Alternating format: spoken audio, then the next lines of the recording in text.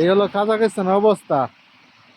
যারা কাজাকিস্তান আসবেন খুব সাবধান, এই বরফের মধ্যে বাইরে কাজ করতে হইব। হ্যাঁ, এই দেখেন আমরা কাজ করতেছি বরফের মধ্যে বাইরে। এই যে আর এক আমার ভাই, এও কাজ করতেছে, আমিও কাজ করতেছি। উপর থেকে বরফ পড়তেছে, নিচেও বরফ। কি বলবো, কাজাকিস্তানের অবস্থা এতটাই খারাপ, বরফ পরে অবস্থা সিরিয়াস। যারা নতুন আসবেন কাজাকিস্তান, আশা করি বুঝতে পারছেন যে বরফের পরিস্থিতি কিরকম।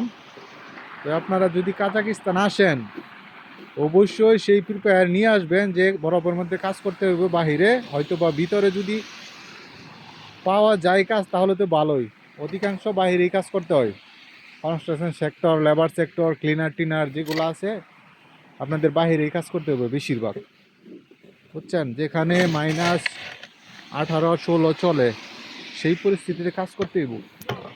হ্যাঁ, এই যে আরেক ভাই কাজাকিস্তান, ওই আছে আমাদের সাথে কাজ করার জন্য। হ্যাঁ, দেখেন অবস্থা সিরিয়াস। হ্যাঁ, গাড়ি ঘোড়া চলতে পারতেছে না, এমন বরফ পড়তেছে রাস্তায়। ঠিক আছে, আপনারা যদি কাজাকিস্তান আসেন সাবধানতা অবলম্বন করবেন। এক নাম্বার হলো বরফ।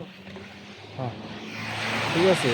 আর দ্বিতীয়ত হলো আপনার যদি কাজ কোনো না জানে সেক্ষেত্রে আপনার হয়তো বা পরিশ্রম করতে হবে। এখানে এখানে যে কোনো কাজ করতে হইব, আপনার যে কোনো কাজে লাগাই দিব। আপনার বাধ্যতামূলক করতে হইব। আপনি ভাষা বুঝবেন না, কিছু জানবেন না, সেক্ষেত্রে আপনার কাজ 100% যেটা দিব ওইটি করতে হইব। কারণ কি, এখানে প্রথমত আসলে আপনি ভাষা বুঝবেন না, কি বলবো সেটাও বুঝবেন না।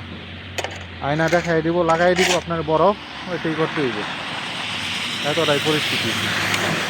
হ্যাঁ, অবশ্যই এখানে আসার আগে চিন্তা ভাবনা করবেন, নিজেকে প্রস্তুত করবেন।